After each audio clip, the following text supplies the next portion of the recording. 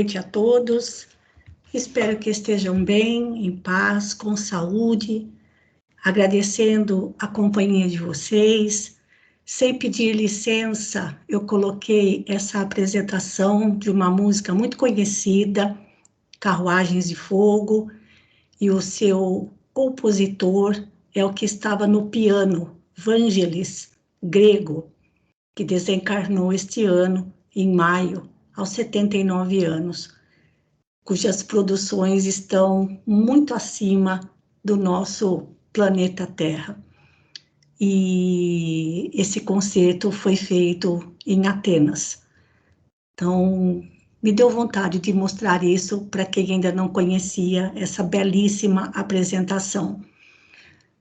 E nós agradecemos a Deus, a Jesus, a oportunidade deste encontro, nosso encontro já de número 74, para o estudo deste livro grandioso, que muitos ensinamentos têm trazido para nós, ensinamentos históricos, geográficos, ensinamentos em torno do Evangelho, dos primeiros cristãos, das primeiras comunidades cristãs. Então, tem sido quartas-feiras abençoadas. Estamos chegando ao término de mais um ano, mas já aviso que ao longo do mês de dezembro nós vamos continuar normalmente com os nossos estudos, pretendendo terminar em janeiro até o dia 25, onde faremos o nosso encontro presencial, se Deus quiser, para comemorar os 10 anos do nosso NEP Eurípides Barçanufo. Então, para iniciarmos as atividades desta noite, eu peço para a Celina fazer a prece de abertura. Por favor, Celina. Boa noite a todos. Vamos elevar nosso pensamento ao Pai, ao nosso divino Mestre Jesus, agradecendo no fundo do nosso coração essa oportunidade grandiosa que estamos tendo nas noites de quarta-feira. Que todos, nos dois planos da vida, que queiram participar, que estejam presentes, que possam usufruir dos ensinamentos de espíritos tão elevados, que embora tantas lutas, quantas angústias, quantas amarguras, Senhor, nunca desanimaram, nunca soube o que é desânimo. Ajuda-nos, mestres, nessas lições grandiosas, a entender o nosso potencial, por mínimo que seja, e ajuda-nos. A grande corrente espiritual do nosso grupo espírita Allan Kardec, corrente da Marcelina, os benfeitores amigos, ajuda-nos a persistir nas lutas e deixar de lado o desânimo, que possamos nos espelhar nos exemplos que estamos estudando. Que assim seja, Senhor Jesus. Graças a Deus. Bom, gente, lembrando o nosso mapinha da segunda viagem de Paulo, e nós paramos justamente no momento em que ele, na companhia de Silas e Timóteo, retornam a Jerusalém. Mas Emmanuel comentou muito pouco no livro sobre o tempo em que Paulo ficou em Éfeso, na Turquia. Em Corinto, ele permaneceu por 1 ano e meio. Em Éfeso, ele ficou durante 2 anos. A única coisa que Emmanuel comentou no livro, de diferente, mas de grande importância, foi o encontro de Paulo com Maria, mãe de Jesus, que morava em Éfeso, na companhia do apóstolo João Evangelista, o mais novo dos apóstolos.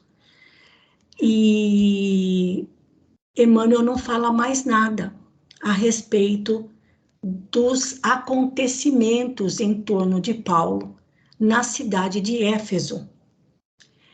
E, ao longo da semana, os amigos espirituais me deram um beliscão. Volta para Éfeso. E nós vamos voltar. Só que agora pegando o livro Atos dos Apóstolos. Porque no capítulo em que é descrito o período em que Paulo esteve em Éfeso, tem acontecimentos muito importantes que nós precisamos conhecer. Para quem nunca leu o livro Atos dos Apóstolos, vai ter muita coisa curiosa e interessante. E Emmanuel não fez comentários no livro Paulo e Estevão, justamente porque está muito bem descrito no livro Atos dos Apóstolos, no capítulo 19. São 40 versículos. Nós vamos ler, e também Emmanuel tem comentários nos livros Fonte Viva, Caminho, Verdade e Vida, sobre alguns versículos desse capítulo 19, pela importância dos acontecimentos.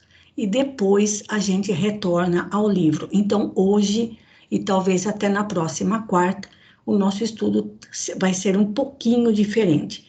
Nós vamos voltar para Éfeso, mas antes disso, deixa eu pegar aqui no livro Paulo e Estevão, nós havíamos parado no trecho em que Paulo havia retornado a Jerusalém, indo direto para a casa do caminho, os comentários de Emmanuel, que Pedro notou que o ex-rabino, ou seja, que Paulo, estava alquebrado de corpo.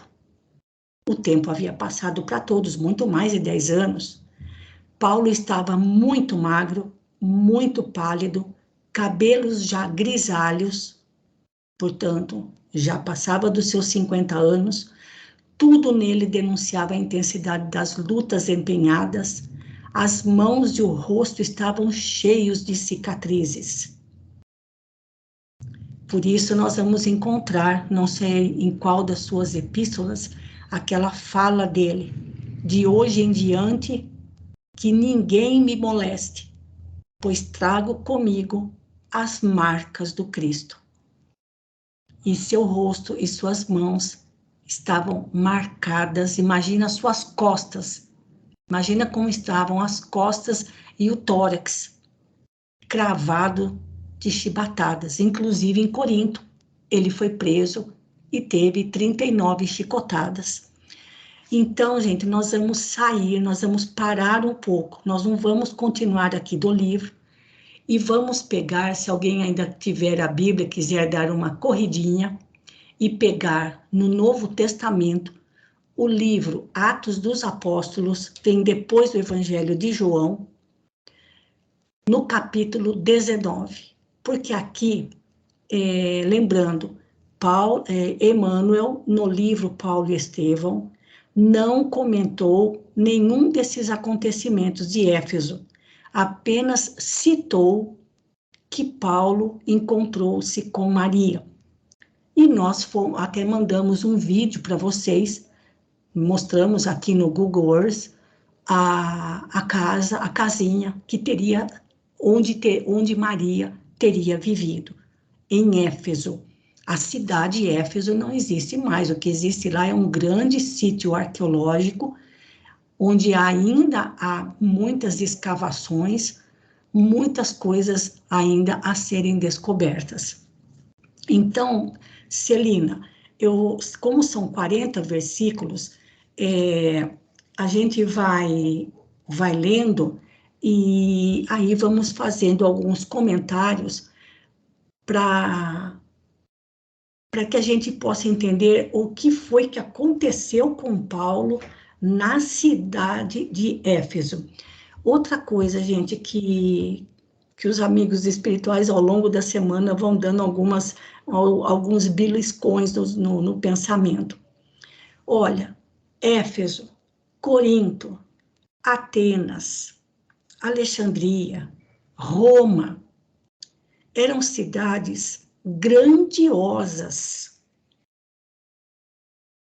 Pelas construções, deviam ser belíssimas, que é tudo em mármore.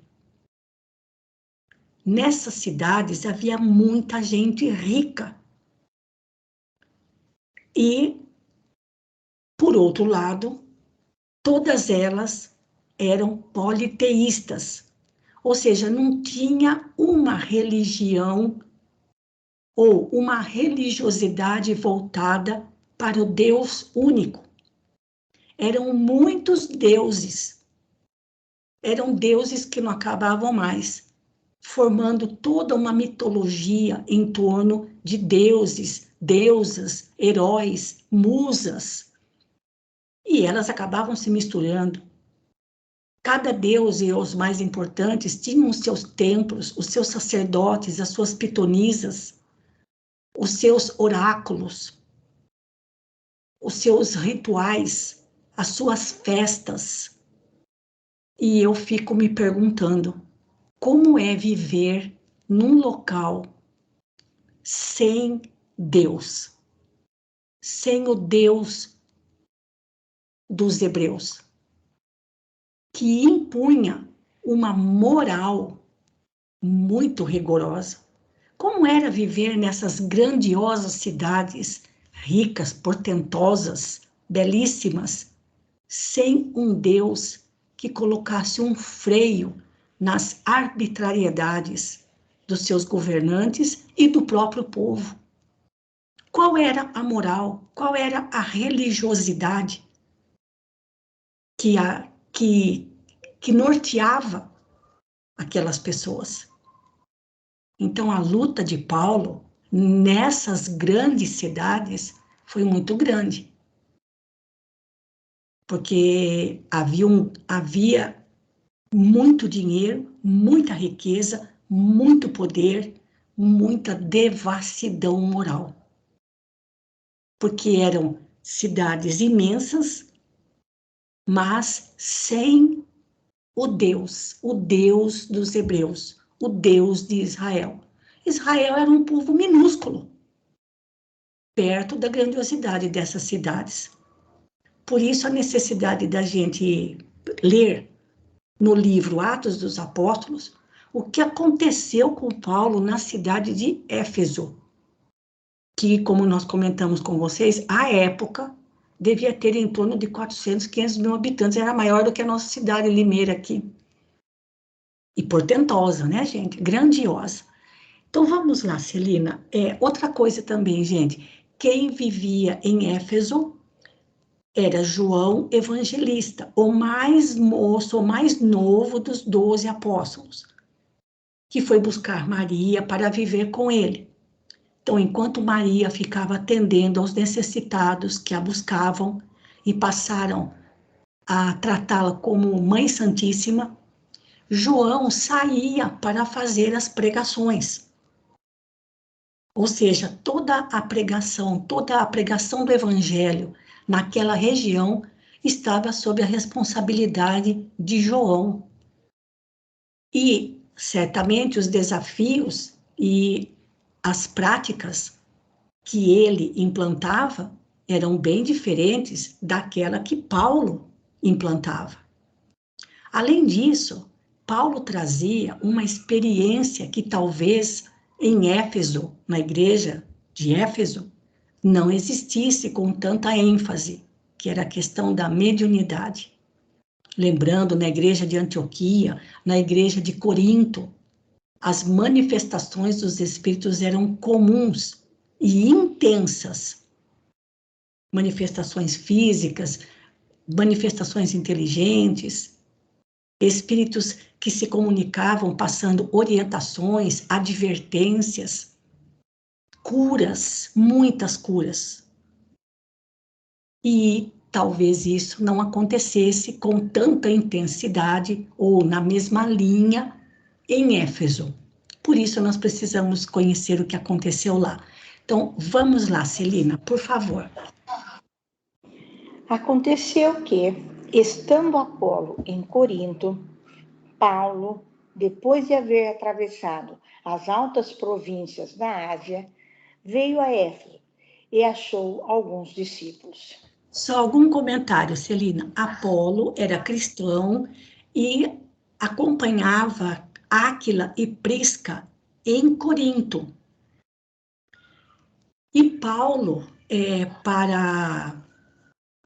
diz aqui que atravessou altas províncias da Ásia até chegar em Éfeso. Mas como a gente viu por aquele mapinha, ele foi de embarcação, ele foi de navio, certo? Mas depois teve que andar um trecho a pé até chegar na cidade de Éfeso. Então, Paulo era cristão e acompanhava Áquila e Prisca em Corinto. Pode continuar. Ele lhes perguntou: já recebestes o Espírito Santo quando abraçastes a fé? Mas eles disseram-lhe: nós ainda nem sequer ouvimos dizer que há Espírito Santo. Ele, porém, lhes disse: em que batismo, então, fostes batizados? Eles disseram: no batismo de João. Então disse Paulo: João batizou ao povo com um batismo de penitência, dizendo que crescem naquele que havia de vir depois dele, isto é, em Jesus. Então, só um minutinho aqui, Silvia. Vamos separar bem quem é esse João aqui. Paulo perguntou aos discípulos, aos cristãos, discípulos de João Evangelista, em Éfeso. E nós vamos entender daqui a pouquinho o que significa essa pergunta. Já recebestes o Espírito Santo quando abraçaste a fé? Vou falar em outras, essa mesma pergunta de Paulo, eu vou fazer usando a linguagem nossa do centro espírita. A pessoa começa a frequentar o centro espírita, aí ela começa a participar de um grupo de estudos para desenvolvimento da mediunidade, e nós perguntamos para ela: você já recebeu algum espírito? Você já deu alguma comunicação mediúnica? É o que Paulo está perguntando com outras palavras. E eles responderam: nunca ouvimos falar de Espírito Santo. E nós também já falamos: troca o santo de lugar, põe um Santo Espírito. Ou seja, nunca ouvimos falar disso. O que a gente chega à conclusão?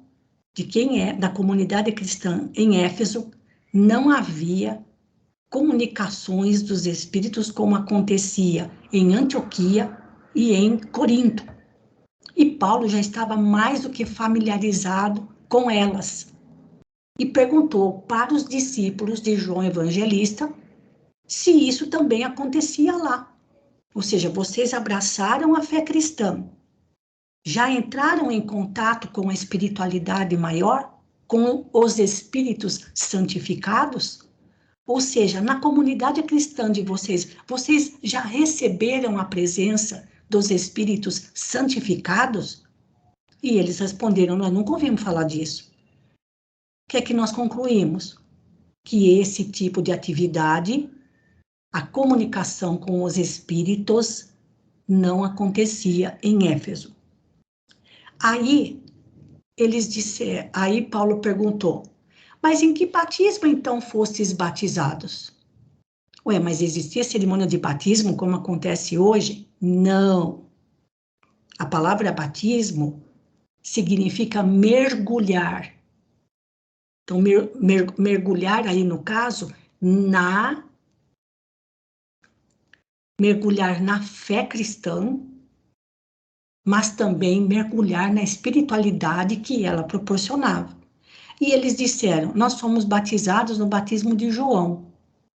Esse João é João Batista, porque antes de Jesus começar a sua missão, João, a maior parte dos discípulos eram seguidores de João Batista. E qual era o batismo de João Batista? Era um batismo simbólico apenas, de mergulhar as pessoas no Rio Jordão, um batismo simbólico, como que dizendo: a partir de hoje você deve se penitenciar, ou seja, procure não errar mais, Procure não continuar fazendo as coisas erradas que você fazia antes.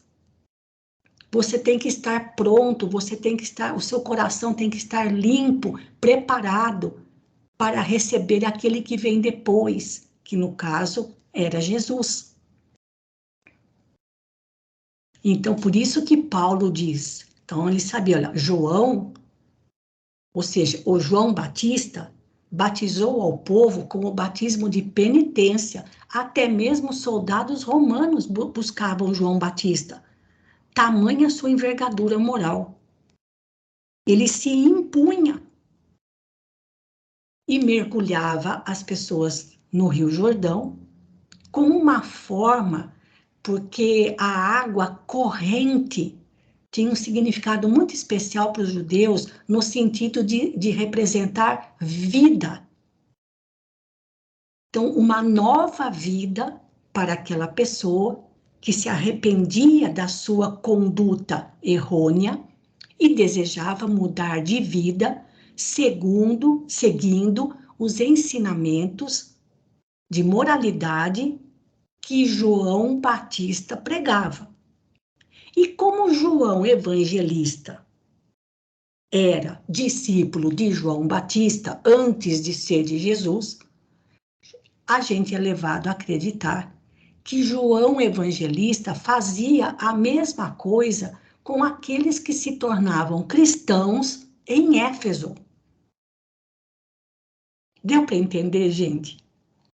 Por isso que Paulo diz, dizendo que, ouvindo isto, foram batizados em nome do Senhor Jesus. Ou seja, eles iriam receber, ou seja, iriam começar a ter contato com a espiritualidade. Em outras palavras, iam dar vazão à mediunidade. Certo, gente? E olha que ele fala no versículo 6.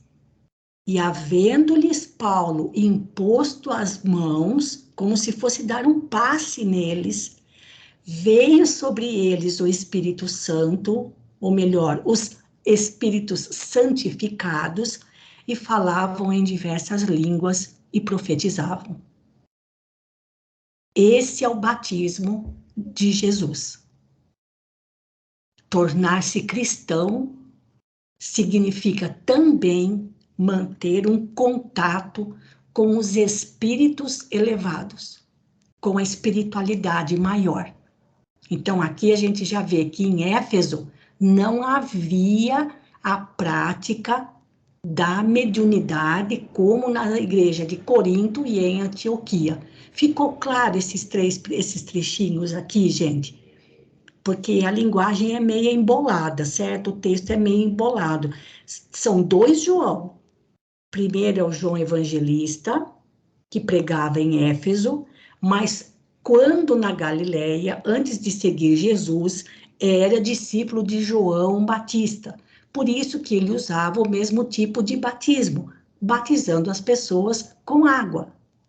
Não havia o desenvolvimento da mediunidade, não havia a comunicação com a espiritualidade.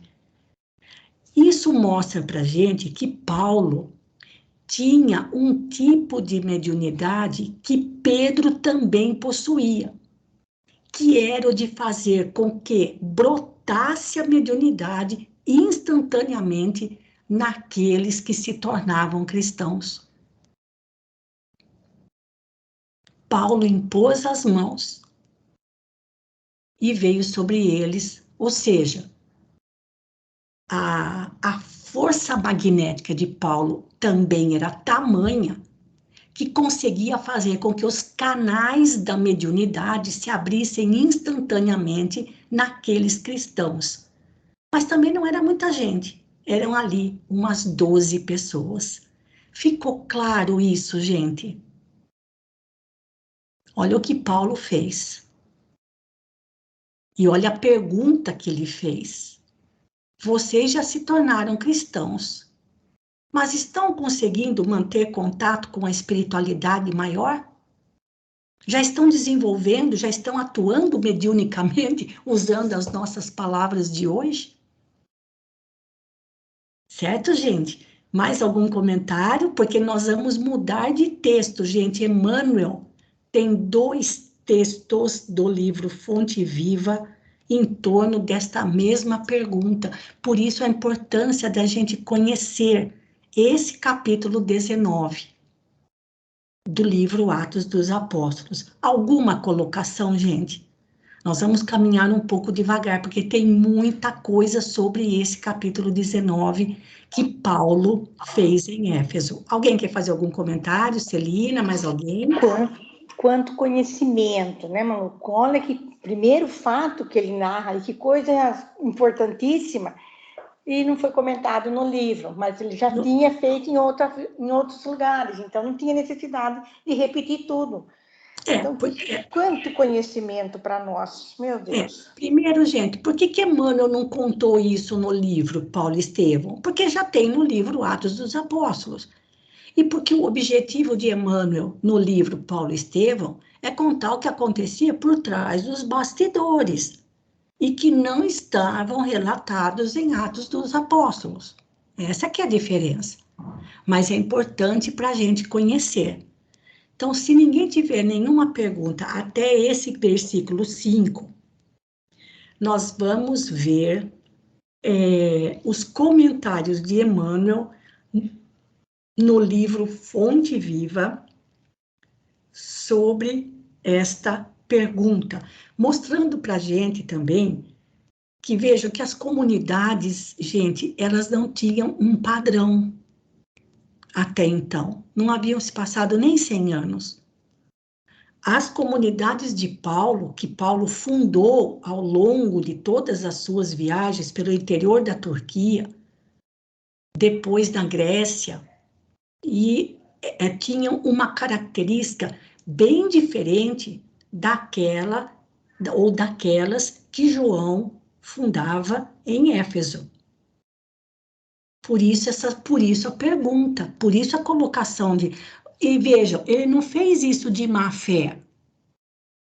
É a mesma coisa que a gente chegar num centro espírita, alguém chegar lá na casinha de oração e perguntar: escuta, vocês dão comunicação mediúnica aqui ou não? Ou aqui é só palestra, leitura, evangelho? Aqui não tem comunicação mediúnica? Não na má fé, mas querendo saber. Olha, vocês já estão estudando espiritismo, estão estudando mediunidade, mas não tem intercâmbio com a espiritualidade? E o que é pior, vocês são cristãos, mas não conseguem manter contato com a espiritualidade superior? É a pergunta de Paulo. Então vamos ver no primeiro texto aqui, Celina. Deixa eu ver qual deles que é. Peraí, é esse aqui, ó. Vou passar essa pergunta para você ler aqui e vamos ver agora os comentários de Emmanuel no livro Fonte Viva sobre essa pergunta que Paulo fez aos cristãos em Éfeso. Pode começar. Indagação oportuna. Disse-lhes: recebestes vós o Espírito Santo quando crestes?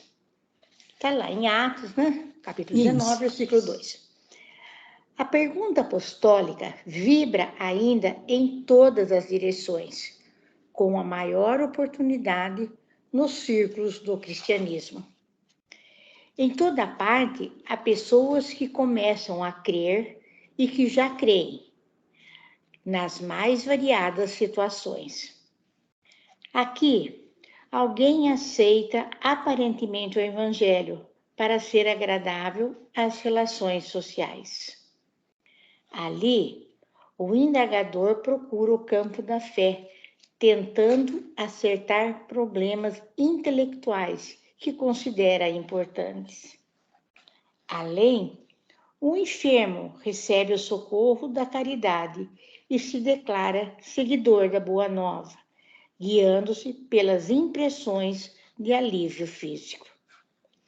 Amanhã, todavia, ressurgem tão insatisfeitos e tão desesperados quanto antes. Nos arraiais do espiritismo, tais fenômenos são frequentes. Encontramos grande número de companheiros que se afirmam pessoas de fé, por haverem identificado a sobrevivência de algum parente desencarnado, porque se livraram de alguma dor de cabeça ou porque obtiveram solução para certos problemas da luta material. Contudo, amanhã prosseguem duvidando de amigos espirituais e de médiuns respeitáveis. Acolhem novas enfermidades ou se perdem nos novos labirintos do aprendizado humano. A interrogação de Paulo continua cheia de atualidade. Que espécie de espírito recebemos no ato de crer na orientação de Jesus? O da fascinação? O da indolência? O da pesquisa inútil? O da reprovação sistemática às experiências dos outros? Se não abrigamos o espírito de santificação que nos melhore e nos renove para o Cristo, a nossa fé representa frágil candeia, suscetível de apagar-se ao primeiro golpe de vento. Emmanuel. Lição, gente, que fica, né? Será que nós estamos buscando o Evangelho com o propósito da nossa renovação espiritual? Ou nós estamos buscando o Evangelho com o propósito de resolver de imediato a minha dor de cabeça, algum problema, algum contratempo que eu tive? Qual é o objetivo da gente buscar o Evangelho? Que tipo de cristão nós estamos sendo? Como, acho que nessa leitura, acho que fica a pergunta, né? Como estamos vivendo o Evangelho do Cristo? Isso. Né? Por favor, Malu, continue bem. Não, a lição aqui está muito clara e ele está puxando a questão para o espiritismo, para o meio espírita, para os espíritas cristãos, ou para aqueles que começam a frequentar as casas espíritas em busca de soluções para os seus problemas. Depois as pessoas se afastam, encontram novos problemas e voltam de novo para a casa espírita buscando solução. Mas a questão é mais do que essa. Porque espírito de santificação, gente, em outras palavras, é a nossa reforma íntima. Só que a nossa reforma íntima é longa, é demorada. E reforma, como a gente conhece, dentro de uma casa, é um quebra-quebra total. É tirar o que é lixo, o que é velho, o que está imprestável e substituir por algo novo. E isso levanta poeira e dá canseira. Então, o espírito de santificação a que Emmanuel se refere aqui é a nossa reforma íntima, que não vai ser, essa reforma não vai acabar nessa encarnação. Essa nossa renovação íntima ainda é por longo tempo. Então, o que nós estamos de fato buscando? A pergunta de Paulo é essa. Você se tornou cristão? Você está seguindo os ensinamentos de Jesus? Ótimo. Está procurando se melhorar? Está procurando se santificar? Está buscando mais aproximação com os espíritos santificados? Então, é essa a pergunta de Paulo para os cristãos em Éfeso, e agora, como diz Emmanuel, a pergunta continua atual. O que é que estamos buscando, né, gente, com o espiritismo cristão, tá bom?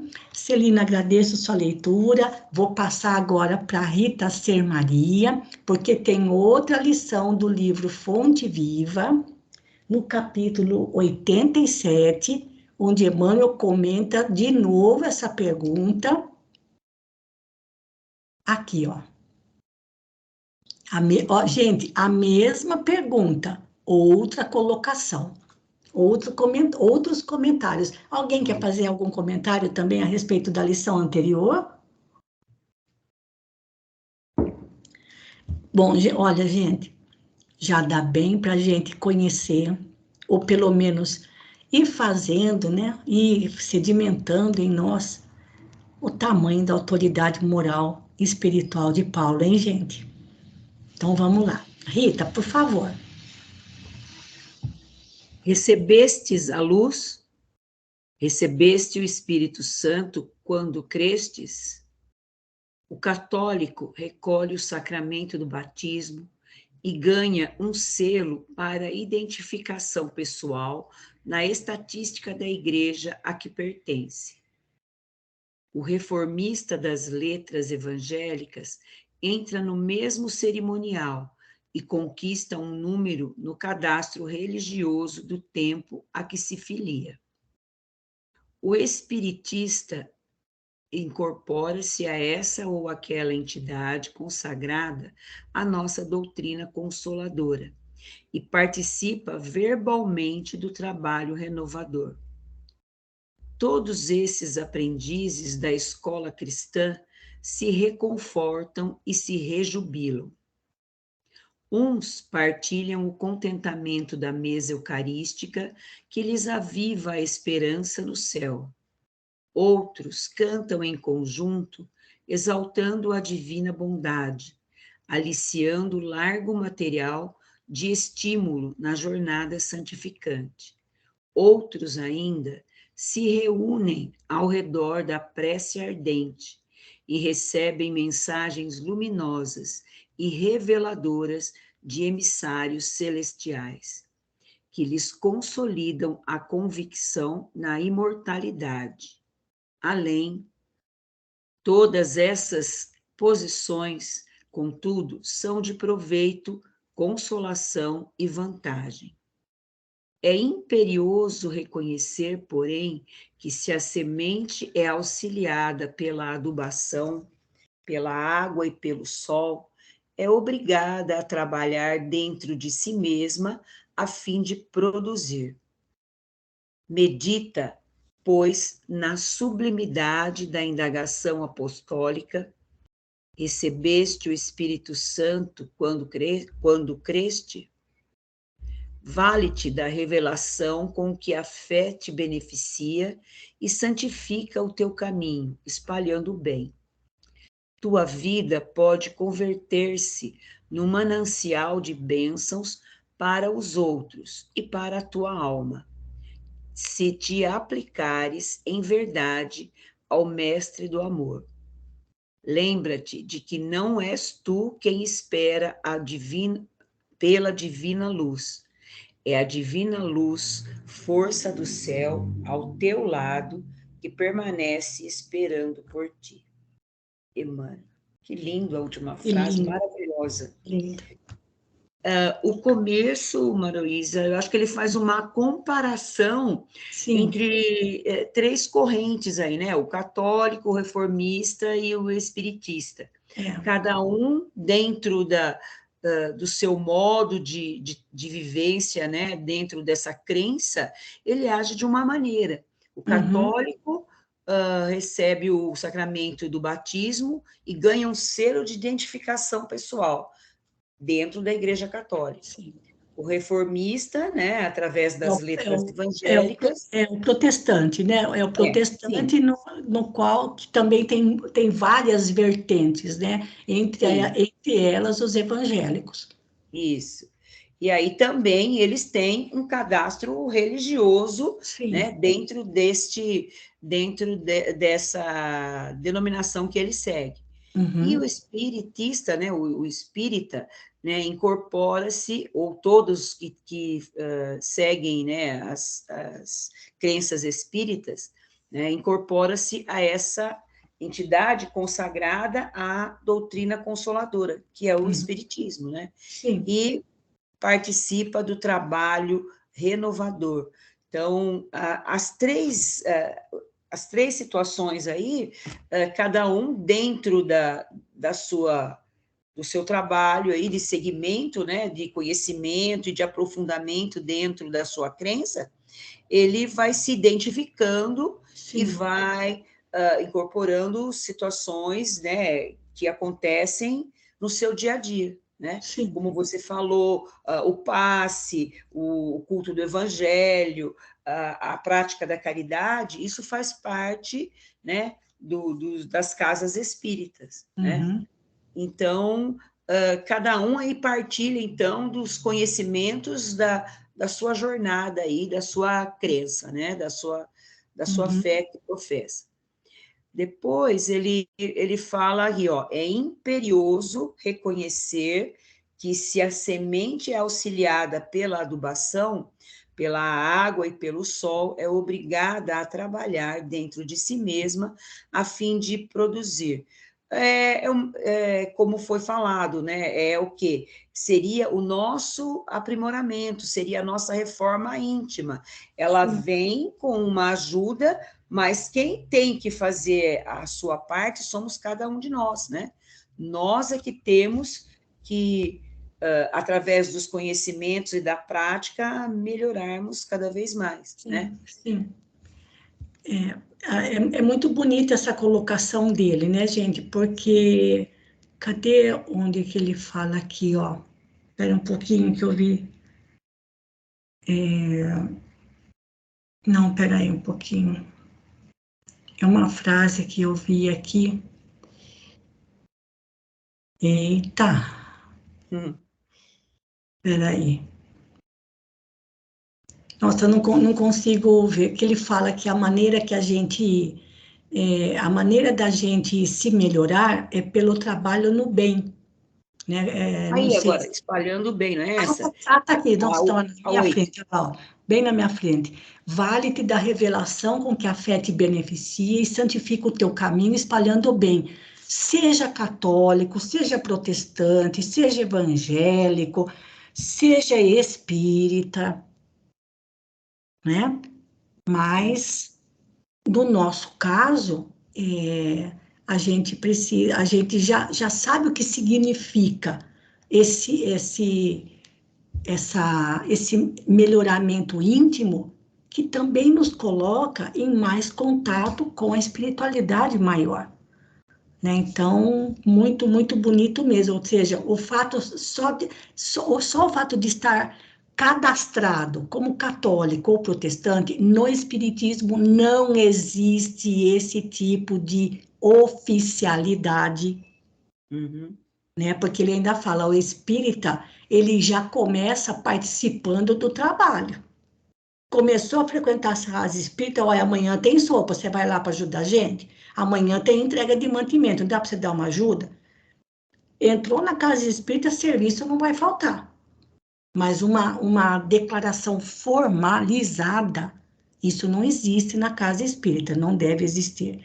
Enfim, gente, por isso que a pergunta de Emmanuel para a pergunta de Paulo, né? É como se ele traduzisse: olha, você se tornou cristão. Bom, e aí? É só de nome ou vai fazer alguma coisa? Certo?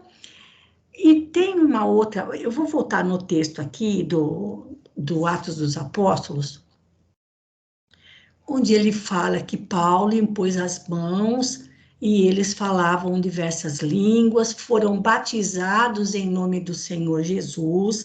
Então, gente, ser batizado em nome do Senhor Jesus significa o quê? Abrir os canais mediúnicos e, por meio da reforma íntima, da reforma pessoal, estar em contato com as orientações desses espíritos santificados. Deixa eu ver se é o último aqui, Ritinha. Pera só, Rita, pera só um pouco. Eu tô aqui, olha. Deixa eu só ver se essa fala de Paulo é a que eu marquei aqui do caminho, verdade e vida, se é isso no capítulo 158. Pera só um pouquinho. Eu marquei aqui o que era, mas eu não marquei o título.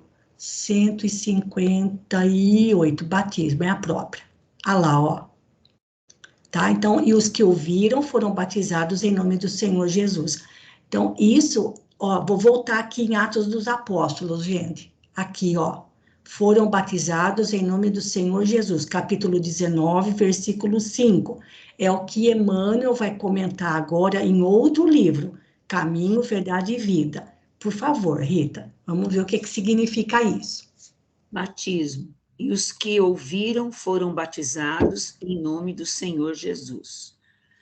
Nos vários departamentos da atividade cristã, em todos os tempos, surgem controvérsias relativamente aos problemas do batismo na fé. O sacerdócio criou para isso cerimoniais e sacramentos. Há batismos de recém-natos na Igreja Romana.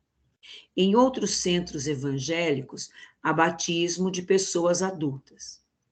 No entanto, o crente poderia analisar devidamente o assunto, extraindo melhores ilações com a ascendência da lógica. A renovação... Você quer falar, comentar? Não, não. Ah, tá.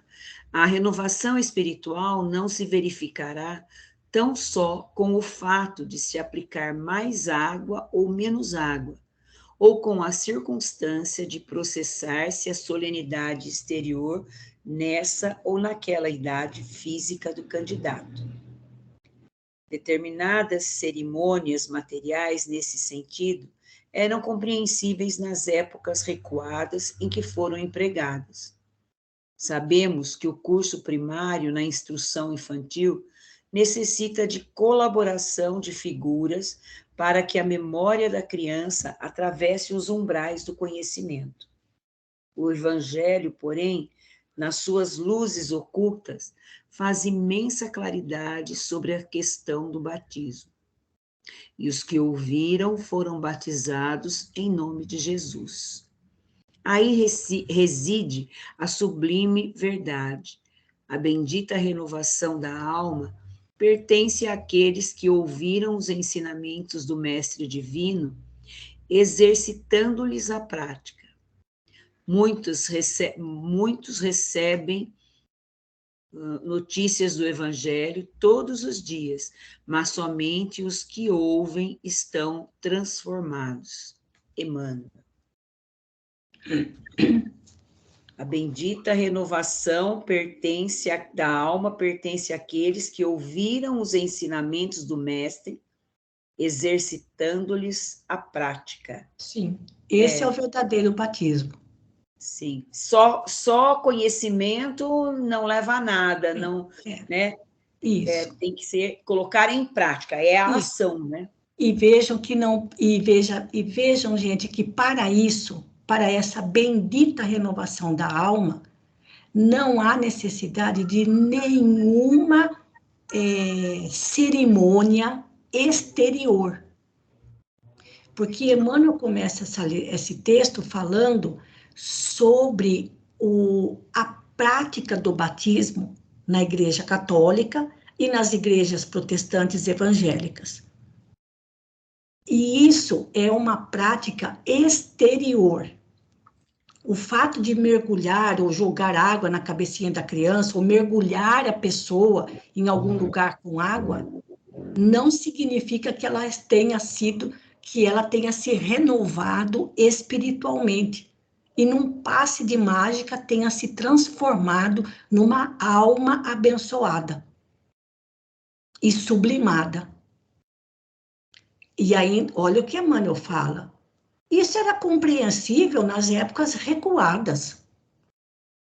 Assim como no jardim da infância, o jardim da infância tem que ser colorido e cheio de bichinhos e de figurinhas para atrair a atenção das crianças. Mas o evangelho é para gente mais amadurecida. Não tem essa história de batismo cerimonioso, não.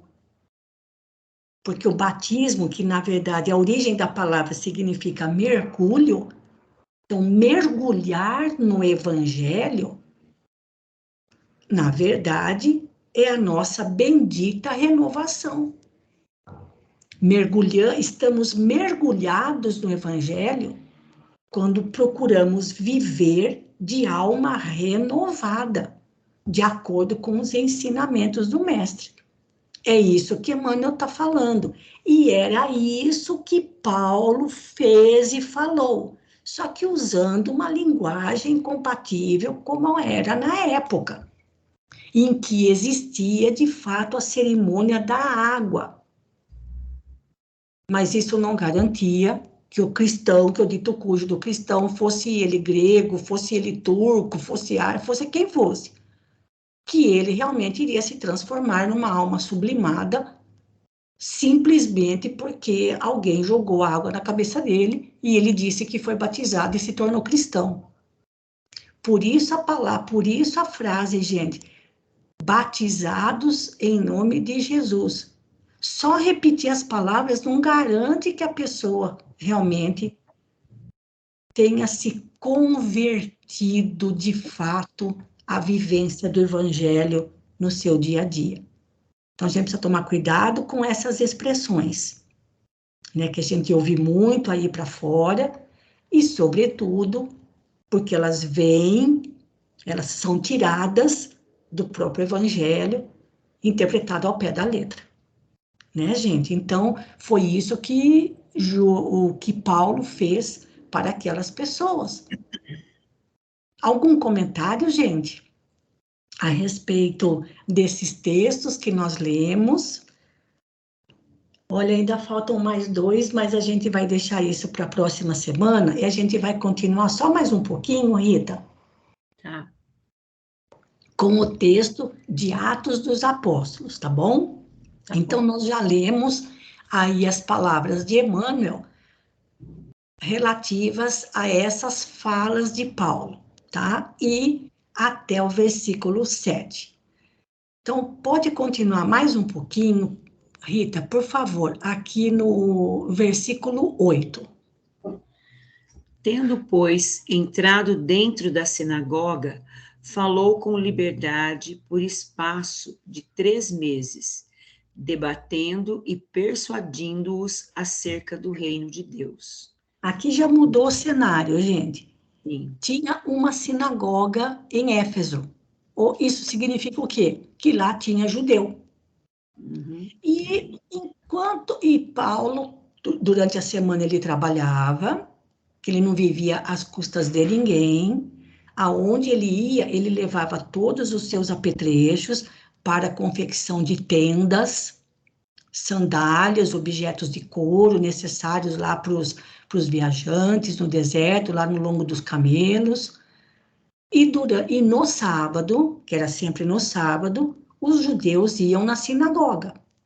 Então, todo sábado, ao longo de 3 meses, Paulo ia na sinagoga e falava sobre o reino de Deus. Até aí, nenhum problema.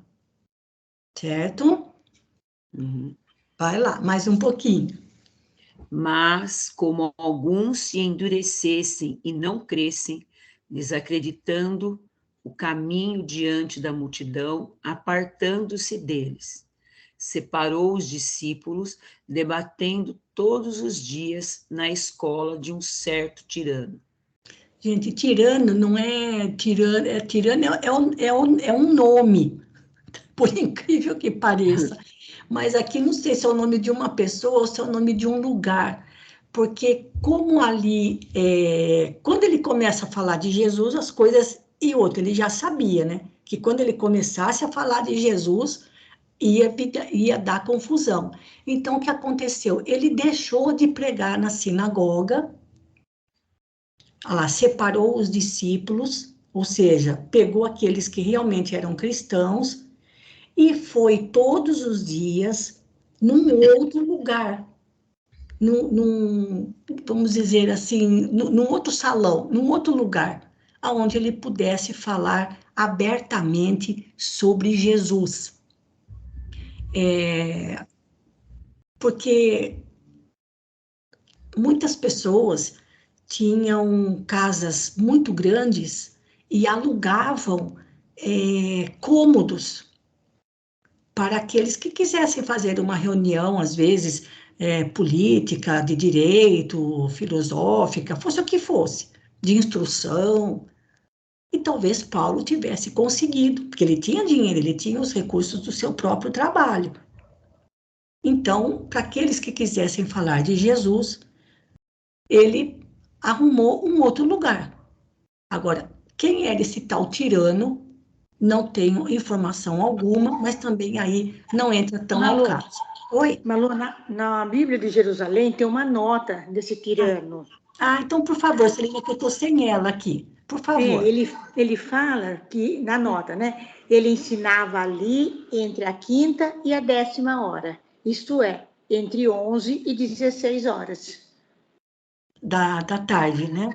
Isso. É. Mas não fala quem é esse tirano. Não. Não fala. Isso.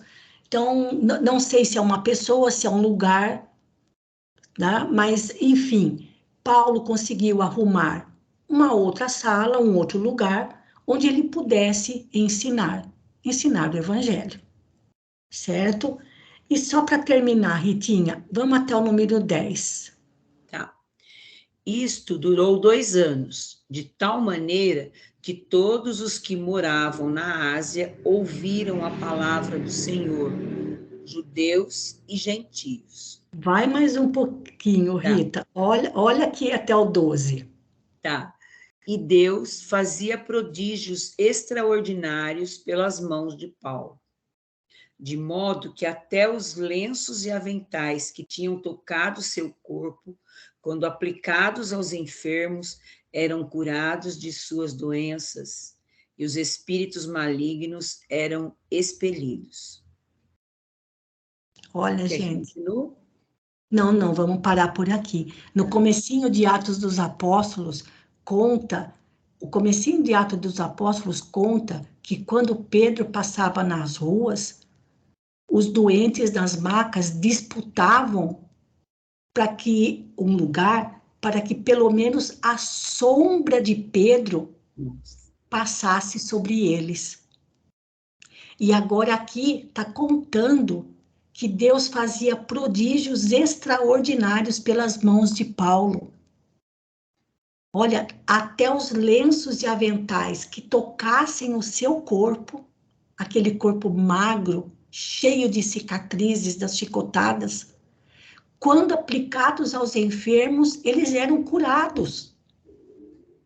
E os que estavam obsediados por espíritos malignos, esses espíritos eram afastados. Olha o tamanho da autoridade moral e espiritual de Paulo, gente. É impressionante. Nós vamos parar por aqui, tá bom? E aproveito para pedir para a Rita fazer a nossa prece final. Então, nós vamos continuar na próxima semana, porque tem muita coisa que ainda vai acontecer. Lembrando, Paulo ficou lá ensinando por 2 anos, tá? Pode, algum comentário? Temos um último minutinho. Se não, por favor, Rita, faz a prece de encerramento para nós. Sim. Senhor, nós estamos maravilhados com todos os ensinamentos. Como disse a Maruísa no começo, ensinamentos históricos, ensinamentos geográficos, ensinamentos maravilhosos do Evangelho, dos ensinamentos de Jesus, da vivência de Jesus e do quanto Jesus agiu sobre Paulo e sobre Pedro para que eles auxiliassem aqueles irmãos a conhecer o Evangelho, a conhecer Jesus e se modificarem, né? Então, pedimos, Senhor Deus, que nós também possamos aprender a cada dia mais, mas não só ouvir, e sim colocar em prática, auxiliar, colocar o Evangelho no nosso dia a dia, em ação, em benefício do nosso aprimoramento, da nossa reforma íntima, mas, acima de tudo, em benefício do nosso irmão, em amor a Jesus e a Deus. Gratidão, Senhor, por esta oportunidade maravilhosa que estamos tendo. Que Deus abençoe a todos. Boa noite. Que assim seja. Graças a Deus. Muito obrigada, queridos amigos, pela companhia de vocês. Que essas lições possam ser realmente confortadoras ao nosso coração, de que o amor que Jesus tem por nós nunca nos deixou sem amparo. Que tenhamos uma boa noite, um bom descanso, que possamos dormir com essas palavras sobre Paulo. E até sexta-feira, se Deus quiser, na nossa primeira roda de leitura especial de Natal. Depois eu passo o roteirinho para todos, tá bom? Então, muito obrigada pelas leituras, muito obrigada mais uma vez, senhor José, pela gravação. Uma boa noite, fiquem com Deus e um grande abraço.